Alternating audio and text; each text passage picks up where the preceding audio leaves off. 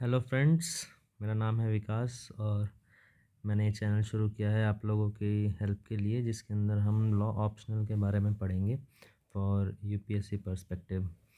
और मेरा नाम है विकास और मैंने एलएलबी करी है डीयू से और मुझे 5 इयर्स का टीचिंग एक्सपीरियंस है इस फील्ड में। ये मेरी फर्स्ट वीडियो है इस चैनल पे, तो इसके बारे में हम सबसे पहले डिस्कस करते हैं सिलेबस के बारे में और आपको क्यों ये सब्जेक्ट लेना चाहिए। तो सबसे पहले तो लॉ वैसे भी बहुत इंटरेस्टिंग सब्जेक्ट होता है और एक सेकेंड, हाँ, लॉ बहुत इंटरेस्टिंग सब्जेक्ट है और इसका ओवरलैप होता है जीएस के साथ, क्योंकि जो हम इसके अंदर एक सेकेंड जो ये हम आपका कॉन्स्टिट्यूशन पढ़ते हैं तो ये हमें वैसे भी बहुत हेल्प करेगा जीएस 2 में और आपका प्रीलिम्स में भी हेल्प करेगा।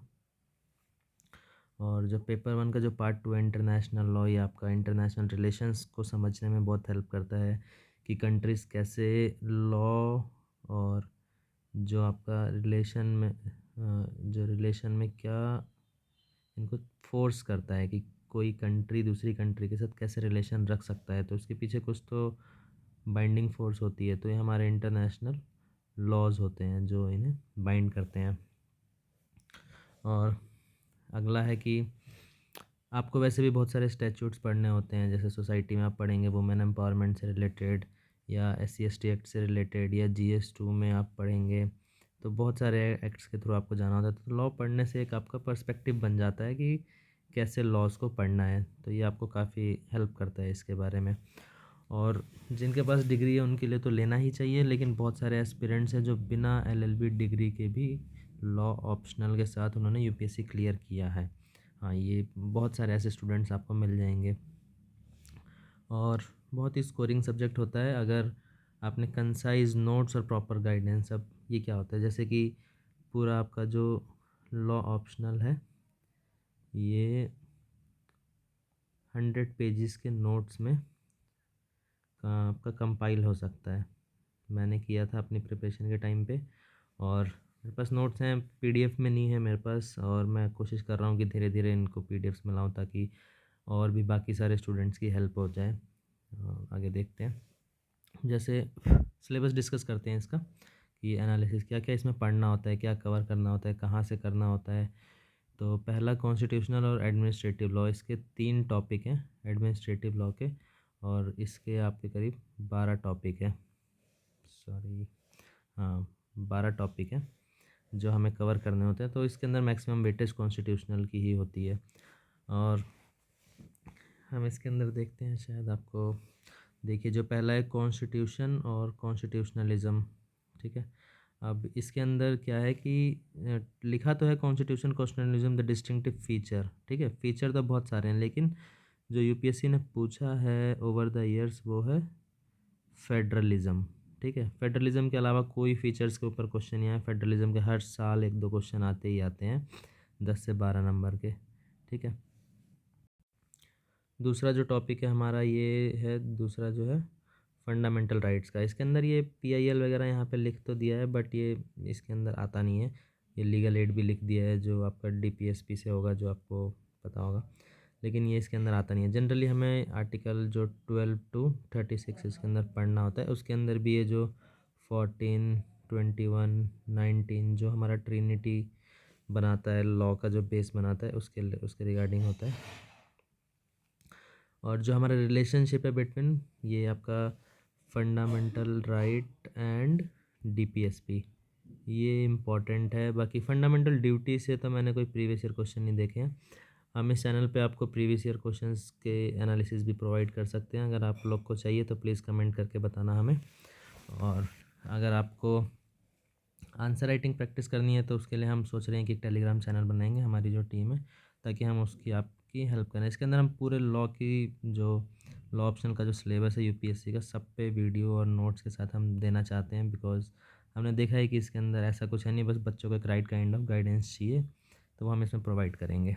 आगे बढ़ते हैं, जो हमारा चौथा जो टॉपिक है ये constitutional position of president and relation with council of ministers. के अंदर वो आर्टिकल 1 to 3 की ऑर्डिनेंस किस कंडीशन में आ सकता है और प्रेसिडेंट किस हद तक बाउंड होता है काउंसिल ऑफ मिनिस्टर की एडवाइस से। फिर जो अमेंडमेंट्स हुई है 42nd 44th, इससे क्या चेंजेस हुए, है ना। वो इसके अंदर गवर्नर एंड हिज पावर्स है ना, ये सिमिलर टू इसी की तरह होता है कि प्रेसिडेंट की क्या पावर्स होती हैं। और जनरली कंपैरिजन होता है दोनों में कि जो प्रेसिडेंट है और गवर्नर है ये किस हद तक ये जो आपका जो माफ़ी दे सकते हैं, ठीक है। पार्लियामेंट में इनकी क्या पोजीशन होती है, जनरली ज़्यादा कुछ है नहीं, लेकिन कई क्रिटिकल टाइम्स में इनकी जो पावर है वो बढ़ जाती है। लाइक इमरजेंसी के टाइम पे दोनों का क्या रोल होगा, प्रेसिडेंट का और जो स्टेट इमरजेंसी होगी उसमें। बाकी जो हमारा 6 टॉपिक है ये सुप्रीम कोर्ट और हाई कोर्ट से रिलेटेड है। सुप्रीम कोर्ट हाई कोर्ट लिख दिया, लेकिन इसके अंदर ये यहाँ पे थोड़ा डिटेल में दिया हुआ है कि पहला अपॉइंटमेंट एंड ट्रांसफ़र दोनों का, हाई कोर्ट का अपॉइंटमेंट कैसे होगा और सुप्रीम कोर्ट के जजेस का अपॉइंटमेंट कैसे होगा, उनका ट्रांसफ़र कैसे होगा। और ये काफ़ी हद तक इसके अंदर 4 केसेस हैं, 4 जजेस केसेस हैं जो हम देखेंगे जब सिलेबस को लेंगे। तो पावर्स इनकी क्या होती है, फंक्शंस क्या होते हैं और जुरिस्डिक्शन इनकी कितनी है दोनों की। आर्टिकल ये आपका आर्टिकल 32 और 2 to 6 के रिस्पेक्ट में इनकी क्या पोजीशंस होती है ये हम देखेंगे। जो हमारा 7 जो टॉपिक है ये आपका सेंटर स्टेट और लोकल बॉडीज़ के रिलेशन में। सेंटर स्टेट और लोकल बॉडीज़ तीनों के बारे में पढ़ना है कि डिस्ट्रीब्यूशन ऑफ लेजिस्लेटिव पावर कैसे है इनके बारे में, यूनियन और स्टेट के बीच में। आपका जो आर्टिकल आपका जो 246 से 265 है ये पूरा इसमें आ जाता है, जिसके अंदर यहाँ पे लेजिस्लेटिव रिलेशन स्टार्ट होते हैं। तो ये लेजिस्लेटिव रिलेशंस, ये लोकल बॉडीज़ के बारे में हमें पढ़ना है। एडमिनिस्ट्रेटिव रिलेशंस जो 251 से शुरू होते हैं, 251 से इसके बाद देखेंगे हम डिटेल में। Among union state and local bodies eminent domain क्या है ना, state property, common property, community property ये लिखा है, बट कई बार देखा है मैंने इससे क्वेश्चन आ जाता है यूपीएससी में। तो इसके बारे में हम पढ़ेंगे। जो जनरली ये कि स्टेट्स जो है वो कैसे प्रॉपर्टी को कैसे एक्वायर कर सकता है ना, और किस किस रिलेशन में प्रॉपर्टी को एक्वायर कर रहा है वो इम्पोर्टेंट हो जाता है। फिर हमारा 8वां टॉपिक है legislative power, privileges and immunities से भी क्वेश्चन आता है, बहुत इंपॉर्टेंट टॉपिक है। Legislative powers, privileges and immunities, अब ये बोथ दोनों के रिस्पेक्ट में हम पढ़ लेंगे, जैसे सेंटर और स्टेट है ना।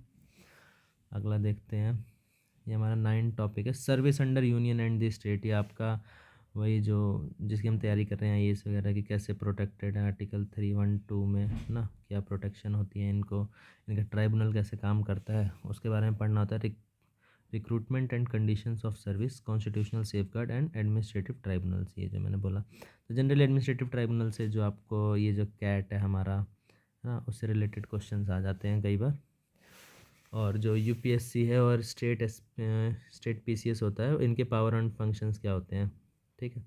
और अगला जो है election commission power and functions, तो ये बहुत सिंपल है, इनको आप लिख के याद कर सकते हो, इसमें ज़्यादा कुछ करना नहीं। ये इंपॉर्टेंट टॉपिक है। इमरजेंसी प्रोविजंस, इससे हर बार क्वेश्चन आते हैं और अच्छी वेटेज में क्वेश्चन आते हैं। जो अमेंडमेंट ऑफ द कॉन्स्टिट्यूशन, ये इंपॉर्टेंट टॉपिक है ना। 368 ये आपका 356 to 360 है ना ये। और ये हमारे जो नीचे के टॉपिक हैं ये 12, 13, 14, ये जो 3 टॉपिक हैं हमारे बनते हैं एडमिनिस्ट्रेटिव रिलेशन, एडमिनिस्ट्रेटिव लॉ के टॉपिक बनते हैं। तो इसमें principle of natural justice, emerging trend and judicial approach क्या है, डेलीगेटेड लेजिस्लेशन, ये इंपॉर्टेंट है, इससे हर बार क्वेश्चन आता ही आता है और आजकल बहुत न्यूज़ में है, तो इस बार भी मैं सोच रहा हूँ कि इस बार भी क्वेश्चन आएगा, मुझे ऐसा लग रहा है। बाकी separation of power and constitutional governance क्या होती है, और जुडिशियल रिव्यू, तो ये हमें पढ़ना भी है। ये आपका आर्टिकल 13 से इसकी पावर निकलती है और आगे कैसे जुडिशरी ने अपने आप इसको बहुत पावरफुल टूल बना लिया है, इसको बेसिक स्ट्रक्चर का भी टूल बना लिया है। और जो 16 है ये अम्बड्समैन, लोकायुक्त, लोकपाल, ठीक है। इसमें भी सिंपल नोट्स हैं। अगला जो पेपर 2 में जिसकी इक्वली वेटेज होती है, बट इसे काफ़ी लोग नेगलेक्ट करते हैं क्योंकि इसके अंदर कोई प्रॉपर नोट्स अवेलेबल नहीं है, गाइडेंस लेवल नहीं है। लेकिन हमारा जो ये एरिया है ये एक्सपर्टीज़ का है, तो इसके अंदर हम आपको कोई इशू नहीं आने देंगे। बट हम सोच रहे हैं कि पहले इंटरनेशनल लॉ से ही शुरू करें पढ़ाना है बच्चों को, ठीक है। तो पहला है nature and definition of international law, ठीक है, सिंपल है, बहुत सारी बुक से हमने नोट्स लिए हुए हैं, तो आपको कोई प्रॉब्लम नहीं होगी। इसमें हम आपको वीडियोस प्रोवाइड कर देंगे। Relationship between international law and municipal law, अब इंटरनेशनल लॉ ऐसा सब्जेक्ट है कि आपको कोई बहुत ही स्पेसिफिक कोई चीज़ नहीं मिलेगा। जैसे कॉन्स्टिट्यूशन है तो एक डॉक्यूमेंट है हमारे पास जहाँ से हम रूल निकाल सकते हैं। इंटरनेशनल लॉ बहुत इमर्जिंग है, मतलब हमेशा चेंज हो सकता है। जैसे कि बोलते तो हैं कि ये बना तो है इंटरनेशनल लॉ, बहुत सारे स्टैट्यूट्स हैं, बट ये ब्यूरोक्रेट डिसाइड करते हैं एक रूम के अंदर कि क्या होगा, ऐसी एक सेइंग है, ठीक है। जब हम आएंगे उस पर तो देखेंगे। स्टेट रिकॉग्निशन कैसे होता है, स्टेट सक्सेशन कैसे होता है, लॉ ऑफ द सी, ये इंपॉर्टेंट टॉपिक हो जाता है थोड़ा, इसमें बड़ा डिटेल दिया भी हुआ है, ठीक है। Individuals, nationality, statelessness, human rights, है ना। विल और ये भी इम्पोर्टेंट है, जैसे रोहिंग्या इशू वगैरह चल रहा है, सीरियन क्राइसिस चल रहा है, ठीक है। अभी कई जगह हमने देखा है फ्रांस में भी इससे क्या इश्यूज़ हो रहे हैं, तो ये इंपॉर्टेंट हो जाता है topic. Territorial jurisdiction of states क्या है, एक्सट्रेडिशन एंड असाइलम क्या है ना। अब इसके अंदर बोलते हैं कि असाइलम एक आपका राइट नहीं है, एज अ राइट आप सीख नहीं कर सकते, है ना। स्टेट के ऊपर कोई बाउंडेशन नहीं है, तो ये सारे टॉपिक्स हम डिटेल में देखेंगे। ट्रीटीज़ कैसे फॉर्मेशन, एप्लीकेशन, टर्मिनेशन, है ना, ये भी इम्पोर्टेंट टॉपिक है। ये प्रीवियस ईयर क्वेश्चंस के साथ हम करेंगे, जो भी टॉपिक करेंगे प्रीवियस ईयर क्वेश्चन कौन से आए हैं उसमें से। बाकी यूएन तो बेस है, ये इंटरनेशनल लॉ का, किसके प्रिंसिपल ऑर्गन्स क्या हैं, powers and functions, reforms, peaceful settlement of disputes कैसे होता है, डिफरेंट मोड्स, ठीक है। मैं बहुत सिंपली हो जाता है, बस इसको हवा बना रखा है हमने। बाकी नीचे वाले तो आपके जनरली करंट अफेयर रिलेटेड होते हैं, है ना, कि कौन सा न्यूज़ में क्या चल रहा है, बट फिर भी इनको एक बार बेस हमें आना चाहिए। जैसे लॉफुल रिकोर्स टू फोर्स क्या है, तो जैसे आर्टिकल 51 है ना, यूएन चार्टर का, तो वहाँ वहाँ उसको भी वो आ जाता है पिक्चर में, अगर फोर्स की यूज़ करनी है तो। बाकी fundamental principles of international humanitarian law, international convention and contemporary development. अब ये कंटेम्प्रेरी डेवलपमेंट इसमें लिख दिया है, तो जनरली जो रिसेंट में जो डेवलपमेंट हो रही है, क्योंकि वही मैंने बोला कि कोई इसके अंदर आपको फिक्स लॉ नहीं मिलेगा कि ऐसे होगा तो ऐसे होगा, या कोई प्रॉपर स्टैच्यूट नहीं है, या है भी तो वो फॉलो नहीं होता है। जनरली प्रिंसिपल्स हैं और स्टेट्स की कन्वीनियंस के ऊपर डिपेंड करते हैं कि वो कैसे इसको फॉलो करेंगे।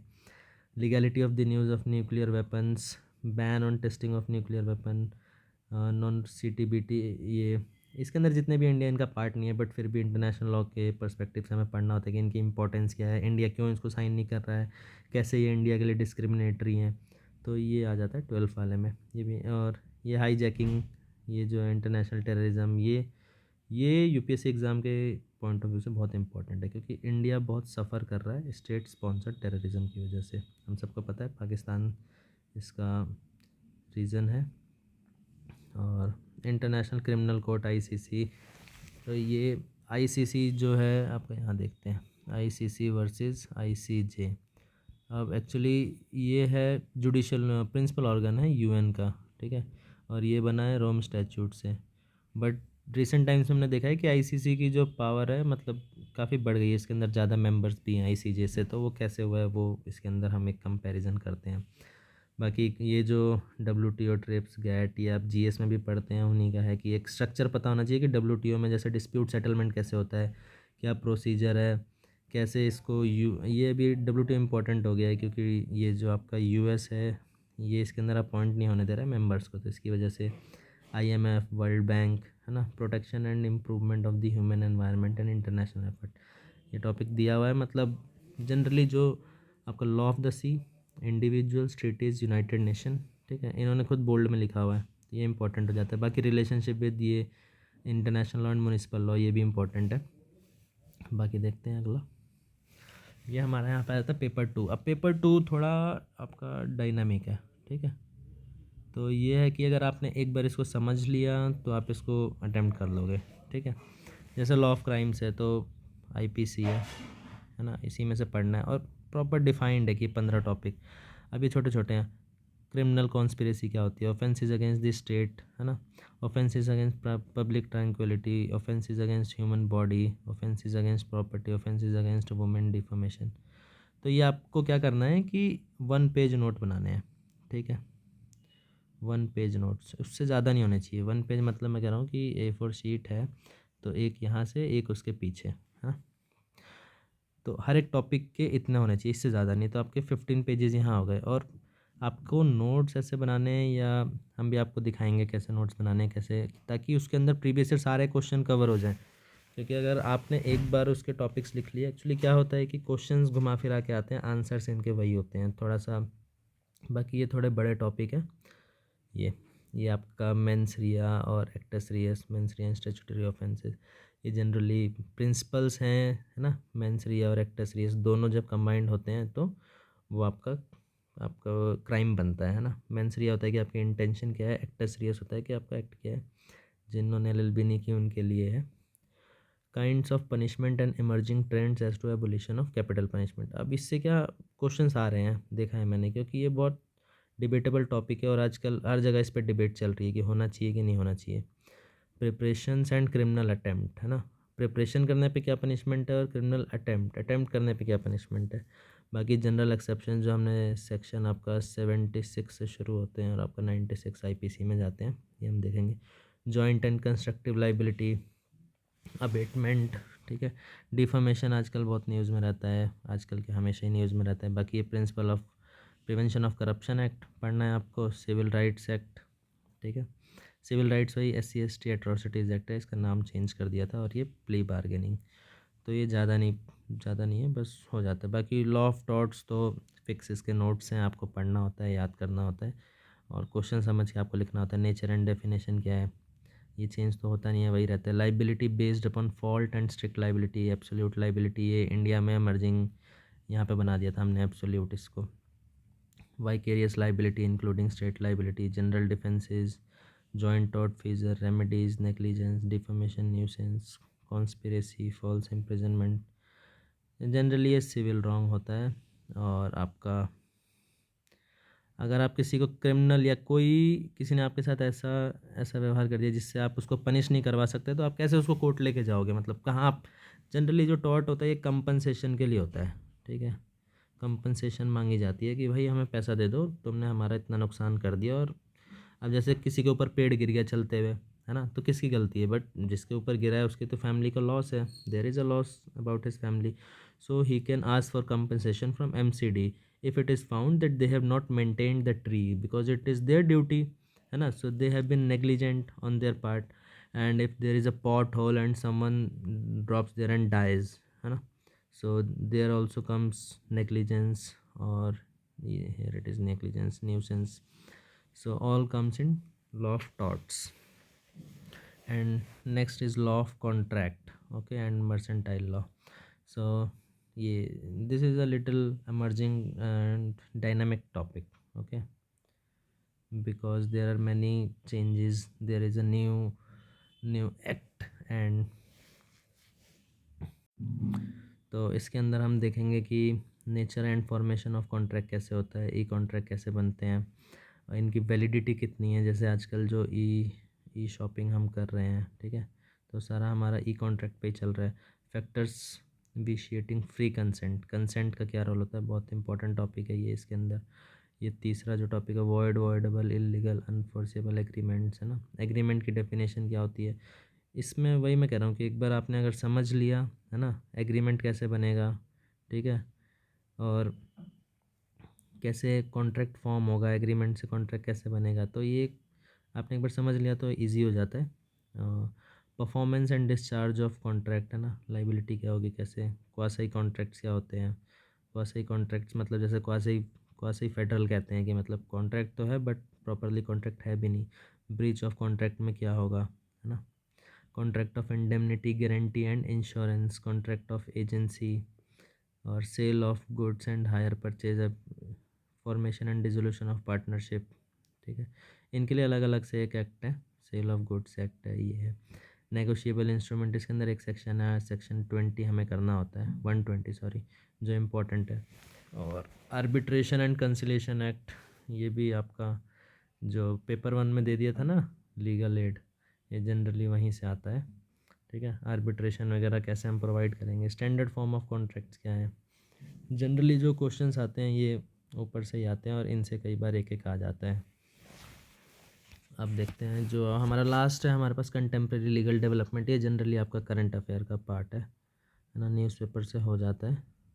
जैसे कोई नई जजमेंट आ रही है उस पर क्या चल रहा है, PIL में क्या चल रहा है, इंटेलेक्चुअल प्रॉपर्टी राइट्स, इस पे हमारे पास इनकी डेफिनेशंस पता होनी चाहिए। पूरा अगर एक्ट लेके पढ़ने बैठ गए तो बहुत हेक्टिक हो जाएगा। वही अब ये जो हमारे पास टॉपिक है इनको हमें ज़्यादा डिटेल में नहीं पढ़ना, हमें बस एक आइडिया होना चाहिए कि राइट टू इन्फॉर्मेशन एक्ट क्या है, इसके अंदर कैसे कैसे ये एक्ट करता है, क्या प्रोविज़न है, अगर स्टेट एसआईसी में नहीं हो रहा तो सीआईसी में कैसे जाएगा, किन टॉपिक्स पे जाएगा, ये देखना होता है। कंपटीशन लॉ है, ये थोड़ा इम्पोर्टेंट है आज की डेट में, है ना। पर्पस, प्रोस्पेक्ट्स, और यहाँ पे जितने भी हमारे पास टॉपिक्स हैं जैसे पेपर वन से भी, तो हमें सबके ऊपर केस लॉज होने चाहिए, ठीक है, क्योंकि लॉ ऑप्शनल है और केस लॉज इंपॉर्टेंट होते हैं। अब उनके हमारे पास फैक्ट्स में नहीं जाना, हमें इसी में ध्यान देना होता है कि जो उसमें डिसीजन आया था वो क्या था, ठीक है।